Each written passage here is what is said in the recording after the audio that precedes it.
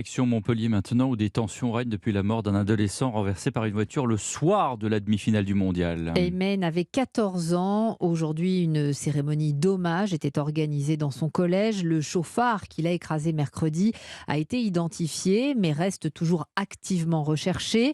En dépit de l'appel au calme lancé par la famille, hier soir, des jeunes ont voulu lancer une expédition punitive contre la communauté gitane, Johan Ah Tritz. oui, c'est à partir de 19h hier qu'un groupe d'une centaine de personnes s'est rassemblé dans le quartier de la Paillade à Montpellier pour venir en découdre avec la communauté gitane. Ils ont été immédiatement interceptés par des CRS. Des jets de projectiles ont été lancés vers les forces de l'ordre qui ont répliqué par du gaz lacrymogène. Selon la préfecture, il n'y a eu aucun blessé. Seules des poubelles et une voiture ont été incendiées. Et en parallèle, un appartement d'un Montpelliérain, peut-être en lien avec le drame de la veille, a été saccagé en guise de représailles. Il a fallu ensuite attendre minuit pour que le calme revienne dans la ville, mais la peur s'empare de la communauté gitane.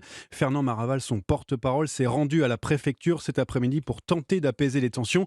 Il condamne les actes de la nuit dernière. Quelques petits jeunes qui dégradent et qui viennent avec des armes lourdes quand même, pour provoquer des petits jeunes de la communauté et que nous on apaise, qu'on calme, on ne veut pas la guerre, il ne faut pas tout mélanger.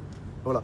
Il y a eu ce drame, la justice répondra à ce drame, c'est un travail de la justice, que justice soit faite. Moi je ne suis pas là pour juger ce qui s'est passé, moi je suis là pour apaiser.